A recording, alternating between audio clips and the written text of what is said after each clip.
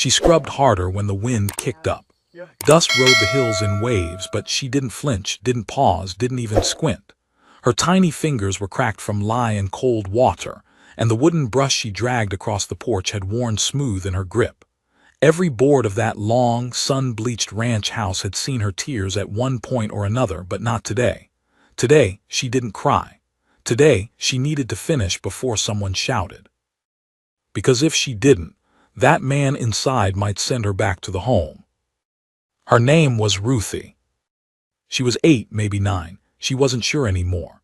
They stopped counting birthdays at the orphanage once your mama stopped visiting. She remembered her mother's face less than she remembered the sound of her own lullaby. All she knew now was the sting of cold mornings, sour porridge, and work that never stopped. When the pastor's wife sent her off to be useful on the ranch with the rest of the girls, she'd thought maybe she'd get to learn cows or ride fence. But Ruthie hadn't touched a horse since she got there. Instead, she swept. The other girls ran off 2 days in. One hid under the fence line and made it all the way to town. Another got caught stealing biscuits and was hauled back in a wagon. Ruthie stayed, not because she liked the place, because something in her told her if she left again, no one would look for her next time. The porch creaked behind her. She froze, knuckles whitening around the brush. Her chin dropped. One of the boards by her knees had a knot in it the shape of a heart. She stared at it now like it could somehow shield her from what she knew was coming. Bootsteps slow, measured. Then his voice. "You've been at that same spot near 20 minutes, girl." Ruthie swallowed and nodded without looking up. "I'll do better, sir."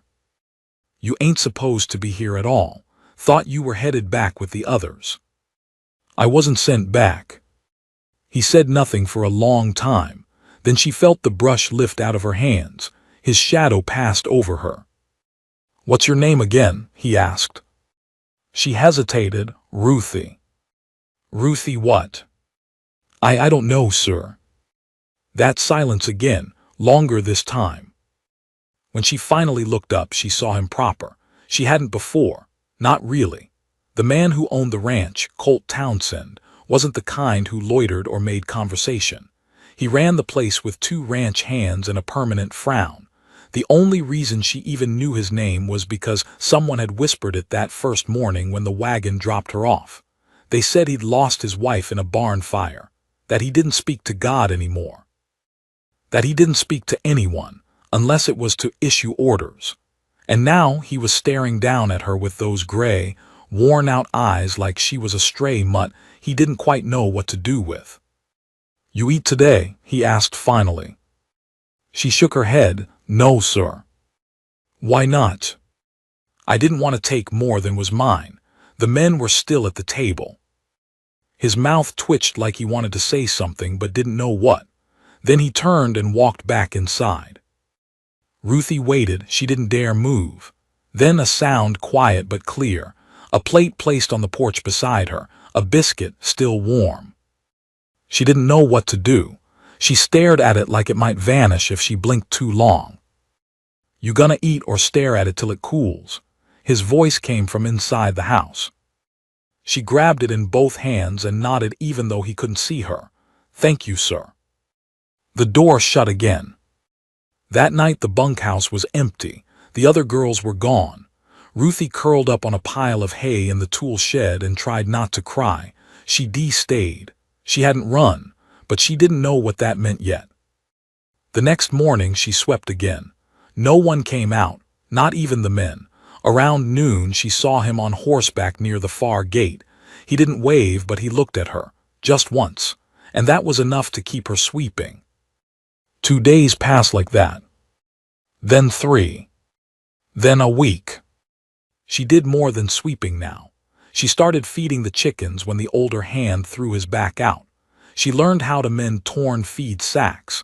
She even stood quiet beside the mare that refused to let anyone else near her. She didn't flinch when the horse snorted or pawed the ground. She just whispered to it, not words exactly, more like the rhythm of a memory.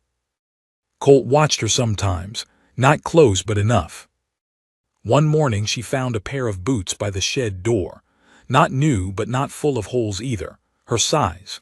She slipped them on and tried not to smile. By the second week, Ruthie woke before sunrise and stirred the stove before the ranch hands made it in. She didn't eat unless Colt told her to. She didn't rest unless he nodded at her. She didn't speak unless spoken to. But when he did speak, it wasn't always to give orders anymore. "What do you dream about?" he asked once, catching her staring at the sky before chores. She hesitated, then shrugged. "A bed with a quilt, one that smells like lavender." He nodded once and didn't speak again. Another week passed, then one evening the rain came. Hard, cold, relentless. The shed leaked. She curled up in the corner trying to stay dry. The thunder rattled her bones. She tried humming the sound her mama used to sing, but it wouldn't come. All she could do was count between the lightning and the crack of thunder. Then the door opened. He stood there, rain sliding off his coat, face unreadable. "You can't stay out here." She blinked up at him. "It's all right, sir." "It ain't. Get inside." She followed him to the house. She'd never been past the kitchen. He opened a door down the hall, a small room, a bed, a quilt. She walked to it in silence, touching the edge like it might vanish if she breathed too hard. "It's clean," he said. "I'll expect it to stay that way." "Yes, sir." He closed the door behind him. She didn't sleep at first. Just lay there, eyes wide, hands tucked beneath her chin, listening to the storm. In the morning, a dress hung on the chair. Not fancy, but it was hers. Ruthie had no idea what had changed, only that something had. He didn't say she was staying. He didn't say she was going. But each day that passed, she was still there. She learned how to crack eggs with one hand. She knew which chickens laid early and which ones pecked when you reached too fast. She even caught a calf that slipped its pen by tackling it into the mud and holding on with her whole weight. The ranch hands laughed. Colt didn't. "You all right?" he asked, pulling her out by the back of her dress. "Just muddy, sir." "Next time, yell for help." "Yes, sir." But he left a tin of peppermint leaves by the sink that night, and she used them to soothe the bruises on her arm. Then came the letter. Colt read it twice, then he found her in the barn. "They're sending someone," he said. She looked up from the bucket she was scrubbing. "Someone from the orphanage to collect you." Her mouth went dry. "They said it's not proper you staying here, not without papers, not without family." She nodded, too stunned to speak. "You want to go back?" She shook her head hard. "I didn't think so." He didn't say more, but that night she heard him pacing the porch long past midnight, heard the creak of his boots, the quiet sighs, and then, sometime before dawn, the sound of paper tearing. When she stepped out in the morning, the letter was gone, burnt to ash in the stove. He looked at her over his coffee and said nothing.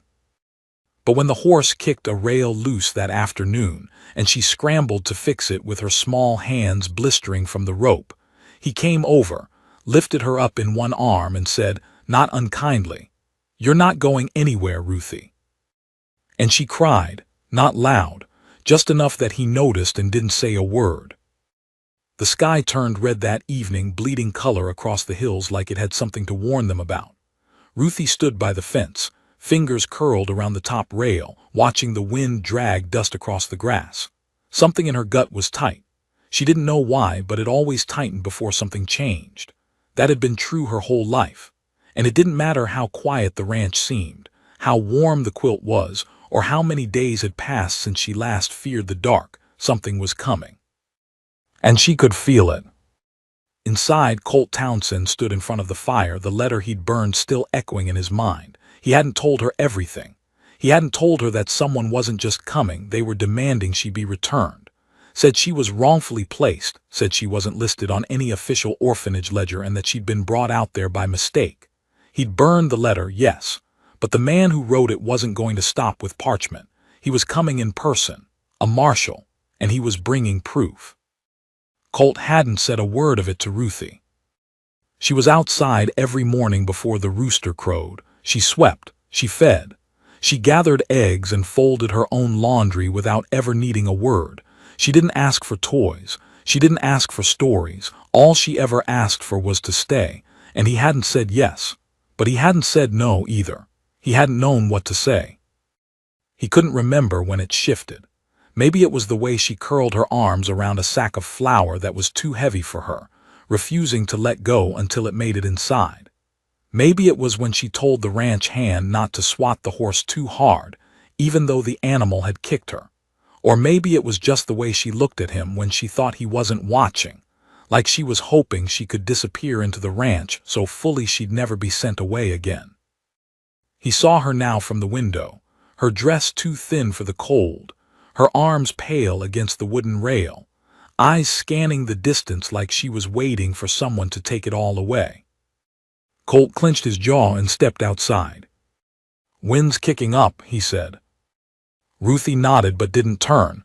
"Feels like change." He grunted. "You're a mite too young to be sounding like an old woman."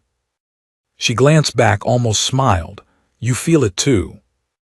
He sighed, took the post beside her, both of them facing the horizon like it might confess something if stared at long enough. "There's talk of a marshal coming," he said quietly. "Someone from the county about you." She went still. He didn't sugar it. "They say you weren't assigned proper, that you weren't on the books." I was on the wagon with the girls." "I know. I didn't sneak on, I was told to go." He looked at her. "I believe you." Her voice trembled. "Do they want to take me back?" Colt didn't answer right away. Then he muttered, "They're gonna try." She breathed in sharp, eyes watering but jaw firm. "What if I run?" "Then they chase you. You run once, they'll never stop watching you again." She turned, suddenly fierce in a way he hadn't seen before. "I'll hide. I know this ranch better than they do. I'll go down the gulch, sleep in the hay, they won't find me." He crouched down, took her small shoulders in his calloused hands. "You shouldn't have to hide, Ruthie." Her lip trembled, but she nodded. "Then what do we do?" He looked into her eyes and said the thing that had been building in his chest for weeks. "We fight it, the right way." "But I ain't yours," she whispered. "Not by law, not even by accident." He pulled something from his coat, a folded paper. "I filed this yesterday. Name change. Guardianship request. They'll try to stop it, but if I can get Judge Harrow to sign it first." Her hands covered her mouth. "You want to keep me?" He gave the smallest nod. "Ain't right sending you back, not after what I seen in you." "But you don't even know me." He stood up straight, voice firm. "I know you finish what you start. I know you don't lie about what you done. I know you'd rather go hungry than take what ain't offered. That's more than I can say about half the men I ever hired." Her eyes brimmed. You'd be my guardian if you'll have me." She didn't answer. She just ran to him, flung her arms around his waist, and buried her face in his coat. He rested his hand on her back. She didn't see the way his other hand clenched the letter inside his pocket. The new one, the one sent after the burn. The one that said a marshal would arrive within 2 days with an order of removal, signed and sealed. They had 48 hours. The next morning was colder than any before. Frost painted the barn like lace, and Ruthie's breath steamed in little puffs as she filled the chicken feeders. Her sleeves were rolled up, even though her arms were goose-pimpled. She worked faster now, cleaner, more determined. Inside the house, Colt met with one of his old friends, a man named Bragg who used to serve as deputy. Bragg was long retired, but he still had connections. Colt unrolled the document on the table. "Think Harrow will sign it?" Bragg scratched his beard. "He might, he likes you. But once the marshal shows, his hands'll be tied. This needs to be filed by tonight or it's just ink on paper."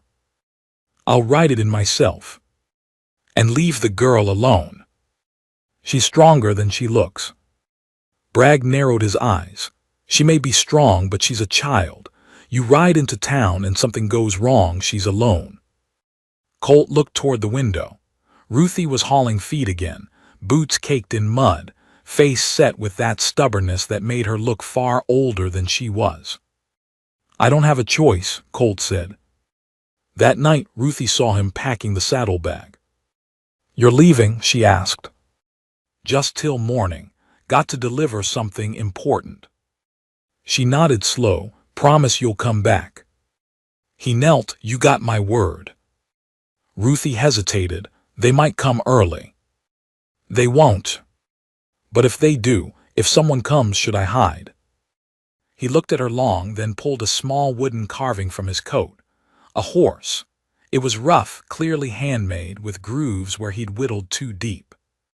"This was mine when I was small," he said. "Keep it in your pocket. Don't let anyone take it." She clutched it like it was gold. That night, after he rode off under the moonlight, Ruthie didn't sleep. She sat by the front window, horse carving in her lap, staring out into the dark. She didn't see the man approaching from the trees until it was too late. The knock came just before dawn, sharp, heavy. Ruthie froze. She crept to the door and peered through the crack. A stranger stood on the porch, tall, uniform, a badge glinting in the first light. He knocked again. She backed away. Then came the voice, calm, professional, cold. "Marshal Laird, I've come for the girl, step aside." She ran. Through the kitchen, out the back, into the barn. Her legs shook, heart hammering so loud it drowned out thought. She slid under the hay pile, dirt pressing against her cheek, the horse carving digging into her hand. Footsteps crunched the gravel outside, then boots thudding inside. "Ruthie Townsend," the marshal called. "You're being returned to custody. This isn't your home." She didn't breathe. Hay shifted above her. She bit down on her lip. Then a voice, not the marshal's. "You got no right to be here." It was Bragg. "I've got orders," the marshal snapped. "And I've got authority to delay until a ruling." "You're retired." "Still got friends in high places. Judge Harrow's reviewing Colt's request right now. You take that girl, you interfere with a pending adoption." The barn went still. "You trying to stop me?" the marshal asked, dangerous now. "I'm buying time," Bragg said. "Colt will be back by noon. You want to make this ugly before then, that's on you." The marshal didn't respond. Hoofbeats approached fast, not from the direction of town. "Colt!" Ruthie burst from the hay pile, tears streaming, just as he dismounted. He saw her. She ran to him, threw her arms around his waist like she had before, but this time she didn't let go. Colt looked up at the marshal. "You can turn around now, that paper's signed." The marshal didn't move. Then Bragg stepped forward and handed him a folded document, official, sealed. "Legal guardianship," Bragg said. "You can take it up with the judge if you like." The marshal muttered something and turned. Ruthie watched him go, eyes wide. When he was gone, she looked up at Colt. "Am I really yours now?" He crouched beside her. "You were mine the moment I saw you try to fix that broken rail with your bare hands." She held up the wooden horse. "I didn't let go." "I know." And for the first time, he smiled. Colt didn't speak of the marshal again. Not that morning. Not that week. The man was gone, and Ruthie had fallen asleep that night with her head on the quilt Colt's late wife had sewn. But something in the air had shifted, and even if Ruthie now bore the Townsend name on paper, there were winds that brushed too close to memory to ignore. She was safe, yes, but safe wasn't always the same as settled. She woke earlier than usual in the days that followed, pushing herself harder, staying longer in the barn even after the lamps had been extinguished. The wooden horse never left her pocket. Sometimes she gripped it without realizing. It reminded her that everything could vanish in a blink if she let go, and maybe she didn't quite believe it wouldn't happen again. She learned not to trust peace. Colt noticed. He wasn't the type to coddle, but he had eyes. Ruthie's shoulders were tighter, her voice softer, her footsteps quieter. It was like she feared even the air around her might report her if she made too much sound, and that haunted him more than he'd expected. This wasn't just a girl who'd swept floors and collected eggs. This was a girl who'd been trained by life to disappear. He tried to help in his own way, brought her new boots from town, found her a journal and left it at the edge of her bed without a word, repaired the little attic window so her quilts wouldn't stiffen from the cold, but Ruthie didn't ask for any of it. She just kept working. One evening, as he walked into the barn, he found her up on the rafters, sweeping places no one had asked her to. Dust and straw rained down like snowflakes. "You trying to sweep the whole sky clean?" he asked. She paused, looked down, blinking against the dust. "It's dirty." "Ain't hurting anyone." She sat down on the beam, legs dangling. "Feels like if I stop moving, something bad'll catch me." Colt stood still a long time. Then he said, "You're not being hunted anymore." She didn't reply. He stepped closer. "Ruthie, you're home." Her fingers curled around the rafter beam. "Sometimes I forget what that means." He didn't say anything after that. Just watched her come down the ladder on her own, and then went inside, leaving the lantern burning a little longer than usual, in case she wanted to stay out and look at the stars. A week passed, then two. March bloomed and the creek began to swell with thawing snow from the hills. One evening a knock came again, but this time it wasn't from a marshal. It was a girl, thin, pale, barefoot. Her cheeks were pink from windburn, her dress 2 sizes too small and covered in soot. She clutched something to her chest, a bundle. Ruthie had been setting the table when the knock startled her. She looked to Colt, who opened the door and frowned deep. "Please," the girl whispered. "I heard there was a ranch, that you took someone in." Colt stepped out onto the porch. "Who told you that?" "I don't know his name. He's got a store. Said a man out here gave a girl his name." Colt glanced back at Ruthie, then to the bundle in the girl's arms. "Is that a baby?" She nodded. "My brother, they tried to take him from me, the orphanage. They said I couldn't care for him, but I did. I got him out." Ruthie moved forward instinctively. "What's your name?" "Hazel." Colt sighed heavy and low. "How old are you, Hazel?" 14, she said, though she looked barely 12. "Where are your parents?" She looked away. "Gone." Colt rubbed his forehead. "You walk here from town." "I ran, hid in wagons, slept behind barns. I ain't asking for charity, I'll work. He don't cry much, I swear it, just don't let them take him." Ruthie didn't wait for Colt to decide. She opened the door wider and reached for the girl's hand. "Come in, please." The baby stirred in the cloth. Colt saw now he was real small, too small for the road Hazel had traveled. They let her in. Hazel barely spoke the first night. She sat by the fire, cradling her brother, rocking slowly like she'd done it 1,000 times. Ruthie brought her bread and warm broth, and Hazel wept at the first bite, like even the taste of kindness had become foreign. That night Colt wrote a letter to brag. He didn't know how many children would come before word got out too wide. He didn't know how long he could keep defying the systems that wanted to keep people like Hazel invisible. But he knew this. He couldn't turn her away. Not now. Not after Ruthie. Ruthie helped Hazel wash up in the old tin tub. The girl's skin was scratched and bruised from weeks on the road. She had flea bites on her legs and her nails were packed with dirt. But she didn't complain once. "I'll sleep by the stove," Hazel said. "I don't want to take anyone's bed." "You'll sleep in the room with me," Ruthie said, grabbing her extra blanket. Hazel hesitated, then nodded. Later, after Hazel and the baby were asleep, Ruthie sat on the edge of her cot, whispering to herself, barely audible in the still dark. "Thank you." She didn't say who she was thanking, but the stars outside shone a little brighter that night. 2 days passed before trouble came again.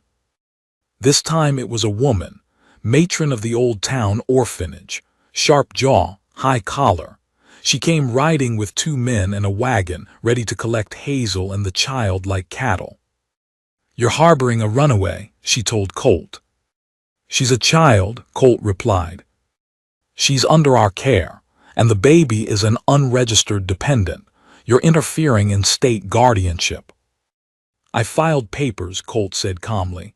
"Filed them this morning, guardianship transfer." The matron laughed. "Of 2 orphans with no blood connection." "Same judge that signed Ruthie S., he said. "He'll review it by Monday." "Then they come with me till then." Colt stood tall. "No." The woman narrowed her eyes. "You're making enemies." "Good," he said. "I'm tired of making friends who don't fight for the right thing." Inside, Hazel held her brother tightly. Ruthie stood in front of her like a guard, jaw trembling but set. They didn't take them. Colt wouldn't allow it. The wagon left, wheels angry on gravel.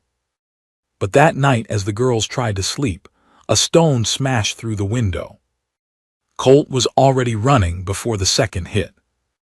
He didn't catch the man, but he found the words carved into the barn wall in thick, angry paint. "You can't save them all." He stared at the words for a long time, heart pounding. He knew it was true, but that didn't mean he'd stop trying. The next morning, Ruthie was out early again, sweeping, always sweeping. Hazel sat on the steps, bottle feeding the baby, her eyes heavy with sleep but brighter than when she arrived. "You don't have to do that every day," Hazel said. "I know," Ruthie replied, "but it helps." "Helps what?" "Reminds me I'm not gone." Hazel tilted her head. "Gone. Like before, when I wasn't sure if I was real or just something being moved around." Hazel nodded slowly. "I know that feeling." Ruthie set the broom down. "You'll feel real again soon." Hazel gave a soft smile. "I think I already do." Inside the house, Colt sat at the kitchen table, pen in hand. A new letter, this one longer than any before. It was to the judge. He wasn't just asking for guardianship now. He was asking for the right to open the ranch as a place of refuge, a legal sanctuary, not a place for law-breaking, but for law forgotten, for the ones the systems didn't have time to protect. He sealed the letter and looked out the window. Ruthie was laughing. Hazel was holding her brother, nodding along. And for the first time in years, Colt felt like the house was full again, not with noise, not with bodies, but with purpose. The reply came faster than expected. 3 days after Colt sent the letter, a courier arrived with a dust-streaked envelope, hand-delivered from Judge Harwood himself. The old man hadn't minced words in his response. The answer was no. Not until further review. Not until proper state evaluation, inspection of the premises, and moral vetting of the applicant had been completed. In short, Ruthie and Hazel were safe for now, but Colt's request to expand the ranch into a haven for children was being put on hold, indefinitely. He sat in his armchair that night, letter crumpled in his fist, staring at the fire like it might deliver a different answer if he waited long enough. Ruthie sat cross-legged on the rug, whittling a stick into something she hadn't named yet. Hazel rocked her brother on the creaking wooden chair nearby, humming a lullaby with no words. And even though it was quiet and calm, Colt's gut was restless. He'd opened the door to something bigger than he realized, and now the world outside was sniffing around, waiting for him to slip. That night, someone slashed the fence on the east pasture. In the morning, Colt found 2 cows missing and a trail of broken branches leading into the woods. He tracked it, shotgun on his back, Ruthie standing by the barn door, arms stiff at her sides. She didn't ask where he was going. She just watched until the trees swallowed him whole. He found the cows 2 miles off, scared, thin but alive. No sign of who'd taken them, but on a tree nearby, carved deep into the bark, was a single word. "Stop." He didn't say anything about it to Ruthie or Hazel. He just repaired the fence and reinforced the barn locks that night, then stood at the kitchen window until the stars burned white in the sky. Hazel asked if she should sleep with a knife under her pillow. Ruthie already did. Things didn't slow down. A week later, a pair of boys showed up, one limping, the other silent, barely 10 years old, both with dried blood on their sleeves and bruises on their necks. They hadn't eaten in 2 days. Said their uncle ran a mine camp out west and used them for lifting coal baskets. One of the older miners had warned them to run before the next beating got worse. They ran until their legs gave out. Someone in town told them about the ranch. Colt didn't blink, took them in, set up cots in the storage room, started drawing up paperwork again. But this time he didn't send it to the judge. This time he sent it straight to Bragg with a note that simply said, "You know where to find me if you disagree." 3 days later, a sack of flour, 2 boxes of tinned meat, and new shoes for the boys showed up in a wagon left by the main road. No note, just supplies. Ruthie found the boys standing by the barn later that day, looking at her with quiet eyes. "You ever think we're just ghosts?" the younger one asked. She didn't answer right away. Then finally she said, "If we are, at least we're haunting the right place." But peace never stayed long, not when the world decided you didn't deserve it. It was the baby, Hazel's brother Micah, who got sick first. A fever low at first, then rising so quick Hazel screamed when he wouldn't open his eyes. Ruthie ran for Colt, who rode to town without pause, found Doc Langley, dragged him out of his own supper and back to the ranch under a sky so dark it looked bruised. Micah was sweating through the blankets, crying softly, then too weak to cry at all. Hazel wouldn't leave his side, not to eat, not to sleep. "It's a chest infection," the doctor said, listening close. "Bad one. He needs warm air, clean water, and constant care. If it turns to pneumonia." He didn't finish the sentence. Ruthie boiled water. Hazel sponged the baby's forehead. Colt built a fire in the girl's room and stayed up all night, adding logs until dawn cracked and the boy finally took a deeper breath. The fever broke 2 days later, but Hazel didn't stop shaking for another week. She'd almost lost the last thing she had. And the thought of that never fully left her again. Ruthie noticed things, always had. She noticed how Colt grew quieter with each arrival, how the woodpile dwindled faster than they could split it, how his hands trembled slightly when signing another guardianship affidavit. He didn't say it, but she knew he was afraid. Not of the children, but of how many more might come. The townsfolk had started whispering. Some called the ranch a haven, others a bad influence. A man like him harboring strays. Who's gonna feed 'em when winter comes? Bet he's getting paid under the table. The kind of talk that infected places slow like rot. But word spread wider than gossip could contain. And then came the girl named Clara. She was older, 16, maybe 17, with a jaw that had been broken and healed wrong and eyes that didn't ask for help. They dared you to offer it. She walked up to the porch with a broken boot heel, a pack over her shoulder, and a letter from a teacher who said, "She's got no place else, but she's smart. Give her a chance." Colt read the note and didn't even finish before stepping aside. "You hungry?" he asked. Clara nodded once. "I can cook and read." "That'll do."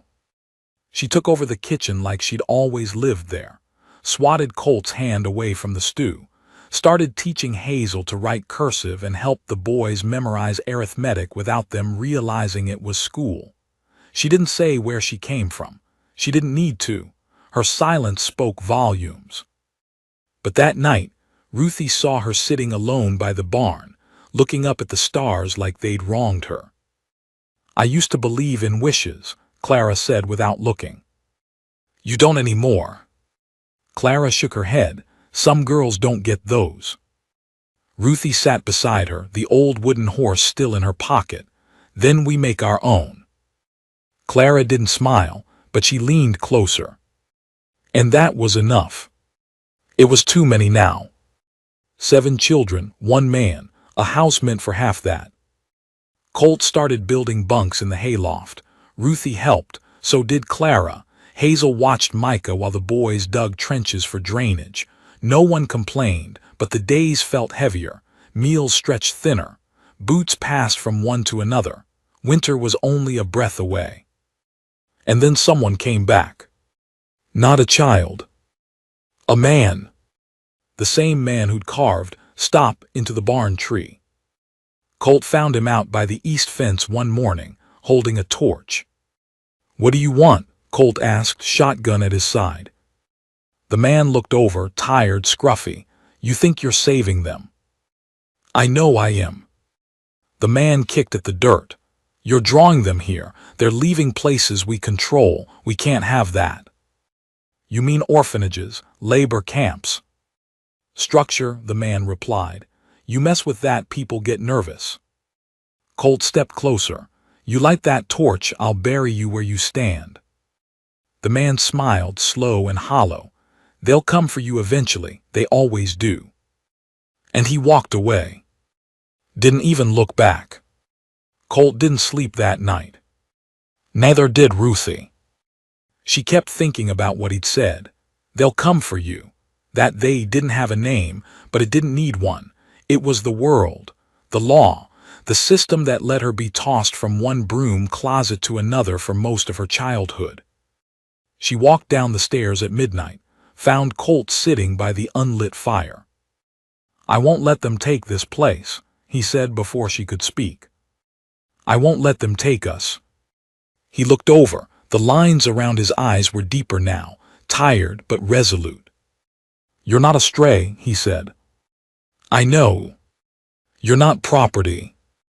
"I know." "You're my daughter." That word hit like thunder. She froze. He didn't say it again, didn't have to. She sat down beside him. Neither said another word. But both stayed there till morning. The frost came early that year. One morning, Ruthie stepped out onto the porch and found the water pail frozen solid. She stood there a moment, breath fogging the air, blanket wrapped around her shoulders, and listened. The ranch was quiet, too quiet. No boots stomping, no rooster crowing, no Clara humming in the kitchen. The stillness felt wrong, like the world was holding its breath. Then she saw the smoke. It wasn't from their chimney. It was out past the west field, beyond the tree line, a thin, black thread curling up into the pale morning sky. By the time Colt and Clara reached it on horseback, the fire was out, but what remained was unmistakable: charred boards, a twisted iron bed frame, and the broken hinge of a wagon door. Someone had tried to burn down one of the old homestead sheds, the kind used decades ago by ranch hands or passers-by too weary to ride on. It hadn't been used in years, but now it was ashes. And nailed into what remained of the doorframe was a plank. Carved into it with something jagged was one word again: enough. Colt stood in silence for a long while. He didn't touch the sign, didn't try to take it down. He turned the horse around and rode home without a word. They fortified the ranch. Clara rigged a bell to the front gate, the boys stacked rocks near the fences for throwing if needed, and Colt stayed up most nights now, shotgun across his lap, sitting on the porch like a sentinel. Hazel watched him from the upstairs window, the baby sleeping on her chest. Ruthie didn't sleep much either. She found herself pacing the hallway at night, checking windows, counting the children over and over again like they might disappear if she blinked. On the fourth night, someone tried to poison the well. Colt found the dead bird floating on top and the traces of a powdery substance at the edge. He didn't speak, just drained the whole well by hand, then refilled it bucket by bucket from the stream over the course of 3 days. He did it alone, refused help. By the time he was done, his hands were blistered raw and his shoulders bled through his shirt. "You can't keep doing this alone," Ruthie said one evening as she bandaged him. He didn't answer. She pressed the cloth a little harder. "You're not the only one who's lost things." His eyes flicked up to hers. "We all came here broken," she whispered, "but you're not the only one trying to build something from it." He didn't speak, but his hand rested lightly over hers before he stood. Winter closed its jaws fully by then. They ran out of flour first, then lamp oil, then mittens. Clara stitched new ones from scraps and old blankets. The older boys started snaring rabbits by the woods. Hazel learned to stretch soup from nothing but bones and water. They got by, but just barely. And then came the stranger. He was waiting by the gate one morning. Tall, dressed in a clean coat, not a speck of dust on his boots. Looked too polished for this side of the territory. He had a leather satchel and a gloved hand resting on the gatepost like he owned it. Colt approached him slowly. "You're Mr. Warner?" the man asked. "I am. I'm from the Bureau of Child Welfare. Name's Arthur Green. We received some concerns about this property." "Concerns?" "Unregulated housing of minors, lack of state oversight, reports of endangerment, even abuse. We'll be taking statements from the children and inspecting the grounds." Colt's jaw tightened. "You'll be doing that with a warrant." Green smiled tightly. "I have one." He produced the paper. Colt took it, eyes scanning the signature. It was Harwood's. Of course it was. The man stepped past him without another word. Ruthie saw it from the porch and felt her chest lock up. Clara put a hand on her shoulder. "Don't say anything unless they ask. They'll twist everything." "I know. But if they take Hazel's brother?" "They won't," Clara said, but even she sounded unsure. The inspection lasted 2 days. The man slept in town but returned at dawn both mornings, clipboard in hand, eyes sweeping across every bunk, every cracked window pane, every half-empty pantry shelf. He asked Ruthie if Colt ever shouted, asked Hazel if she was ever left alone with the baby, asked Clara if she'd ever been touched. He phrased it carefully, but the meaning stung all the same. On the 3rd morning, he pulled Colt aside. "We'll be filing a removal request for the 3 newest arrivals. They're not legally assigned here. You've bypassed procedure. They'll die if you take them. They'll be placed in camps." "In regulated housing," Green corrected. "This ranch is not licensed. You are not licensed." Colt stared at him. "I'll fight you." The man's lips curled slightly. "Then I look forward to seeing you in court." They had until the end of the week. Green gave them 5 days before officers would arrive to collect the children named in the warrant. It felt like a funeral procession. Colt didn't speak of it in front of the children. He went on building, fixing, feeding, but the weight of it pressed into everything. Hazel barely slept. Clara's hands shook when she chopped wood. Ruthie stayed near the boys at all times like she could physically protect them from the law itself. On the 2nd night, Colt disappeared. He left after supper, no explanation, no note. Clara noticed first. Ruthie tried not to panic, but hours passed, then sunrise. He returned just after dawn, tired, bruised, and with a paper in his hand. A document, signed by a circuit preacher and a traveling notary. A last-minute emergency certification of foster housing, stamped and dated. It wasn't full adoption, but it was enough to stop the removal. Green would be furious, but legally they couldn't take them now. Colt collapsed in the chair by the fire and slept through the next 2 days. Green left. Silent, tight-jawed, promised this isn't over. But they were safe for now. Hazel cried for the first time in weeks. Ruthie found herself gripping the old wooden horse so hard it splintered in her hand. She hadn't realized she still carried it. She buried the pieces under the porch. Didn't need it anymore. Weeks passed. Then a letter came. Not from the judge, not from the bureau. It was from a woman in Clearwater, a widow. She'd heard of the ranch through a teacher who passed through town and wanted to send someone, a boy whose mother died and whose uncle couldn't keep him. She didn't want to dump him in the mines. She asked if he could stay. And attached to it was a donation, money. Not much, but enough for new blankets, some sugar, a little peace. Colt read the letter aloud, then handed it to Ruthie. "It's starting," he said. "What is?"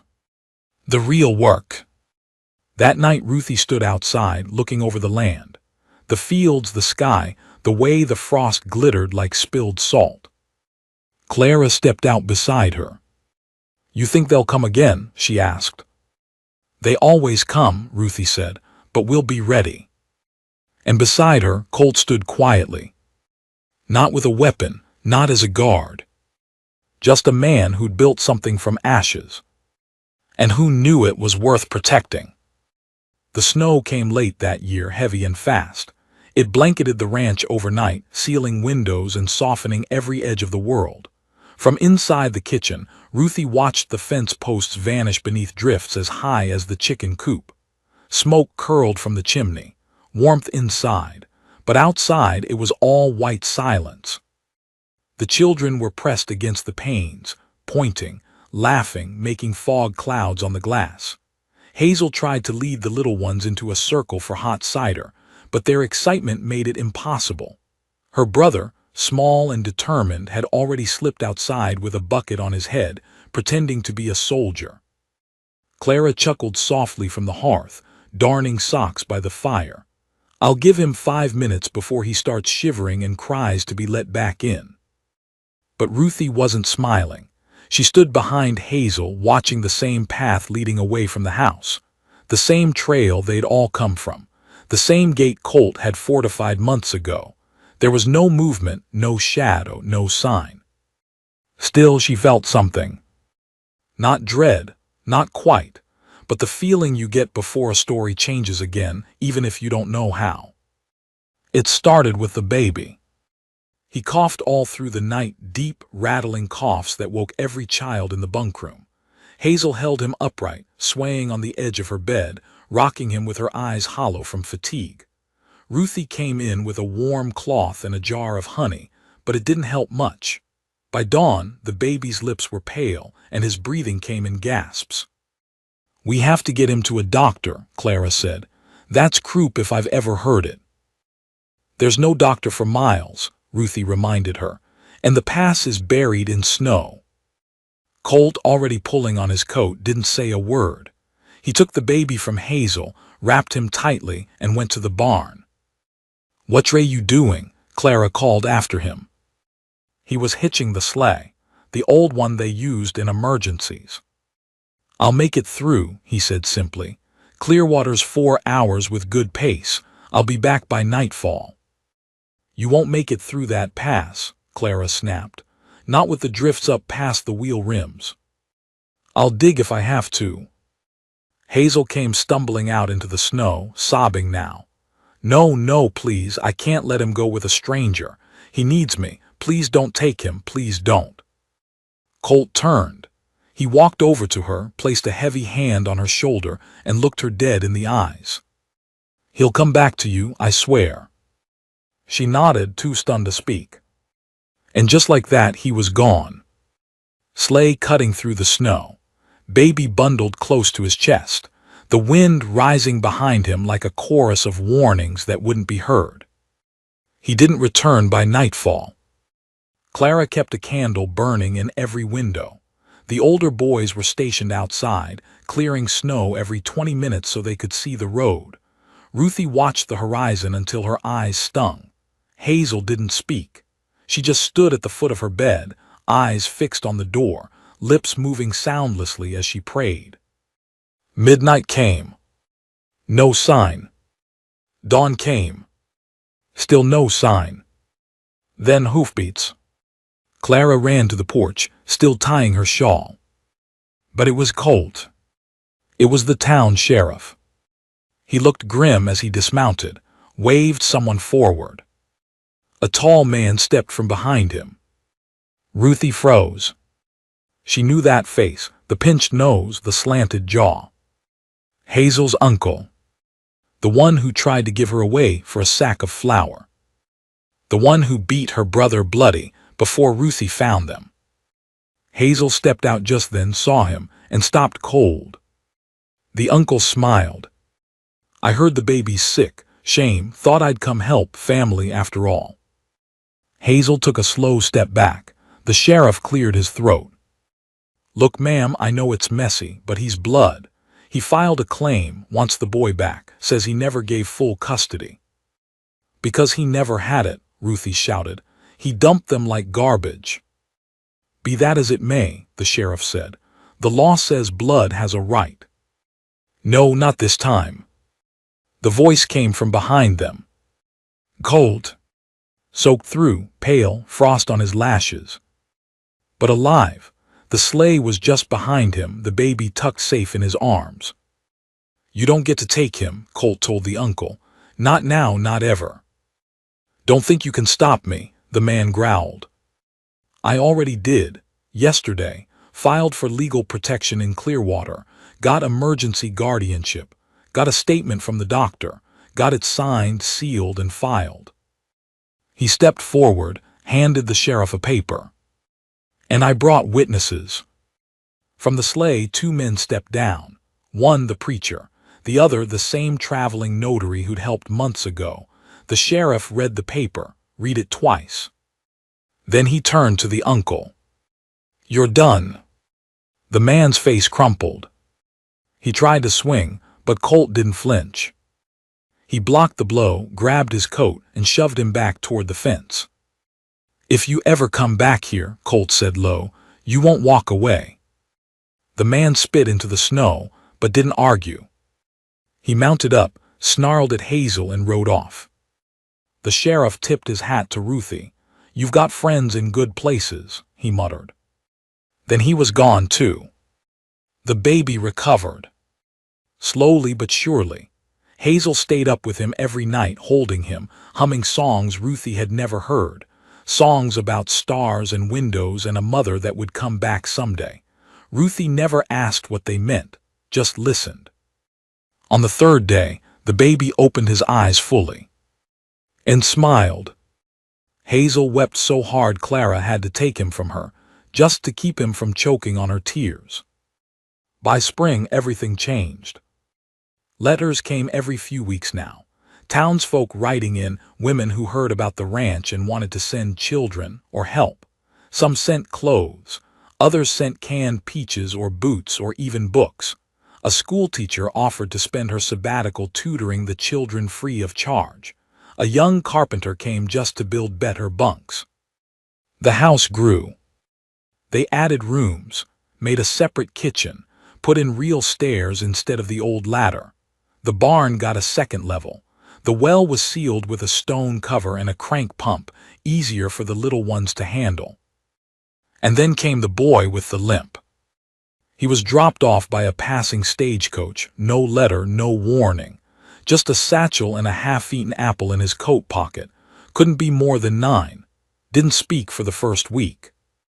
Then one night Ruthie found him sweeping the porch. Barefoot, thin as a rail, but trying. You don't have to, she said gently.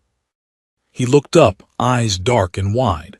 They said I had to work or they'd send me back. We're not like that here. I can clean. You can rest, she said, and eat. He looked unsure. Then Hazel stepped behind her, took the boy's hand. Come on, she said softly. I'll show you where the bread is. He hesitated. Then followed. That night he curled up on the floor beside her bed, still holding the crust. Didn't let go all night. Ruthie stood beside Colt on the porch later that week. The wind had shifted, smelled like mud and sap and second chances. Colt looked older now, not tired but weathered, etched in something stronger than grief. You ever think we'd be here? She asked. He didn't answer right away. Then he said, no, but I always hoped. Ruthie nodded, me too. There was one final letter. It came on a Tuesday. Plain envelope, no return name. Inside a single sentence. You made something I couldn't destroy. No signature. Just that. Ruthie burned it in the stove. then went to tuck the children in for the night. Spring brought color back to the world. The once blanched land around the ranch now pulsed with life. Wildflowers unfurled across the field like a quiet parade, yellow and violet and blue, stretching all the way down to the creek. And the trees, oh the trees, they stood taller somehow, no longer skeletal things bracing against wind and cold, but living, sheltering, steady. There was warmth in the air and laughter in the rafters. And the house, though weathered and patched and built by hands that had known pain, felt like it had always been waiting for them. Ruthie stood by the window in the loft, folding sheets that smelled of wood smoke and lavender. Below her, Hazel helped the youngest of the girls into a Sunday dress, gently brushing her hair and twisting it into little braids while humming something sweet and soft.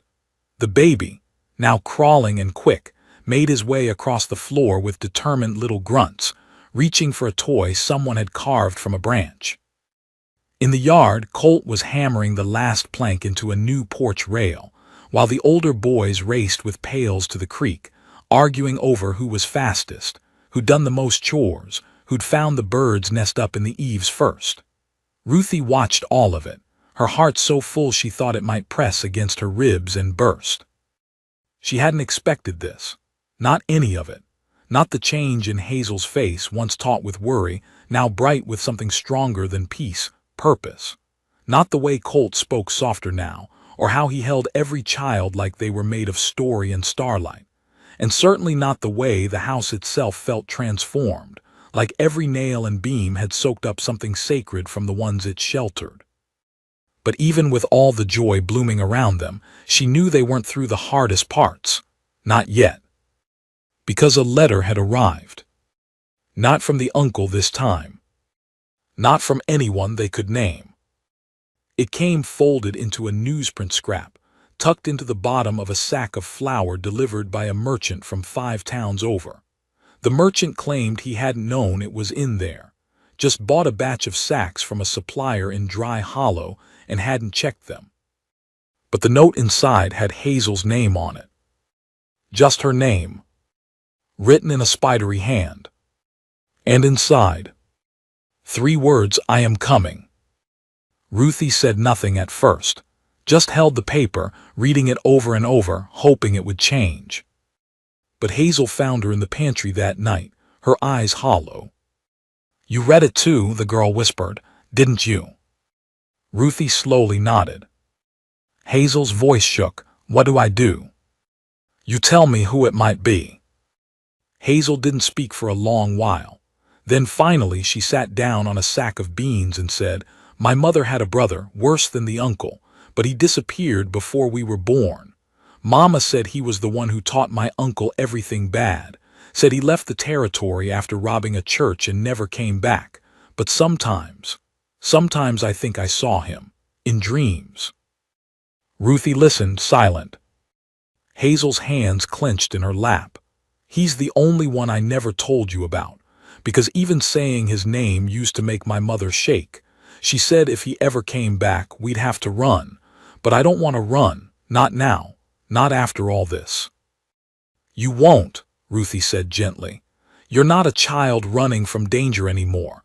You're part of something that's rooted deeper than that now. Hazel looked up. You mean family? I mean love that holds fast, even in the wind.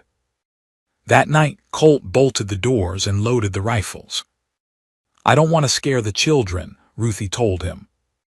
Then don't tell them, he said, but I'll be ready. And Ruthie understood this wasn't fear.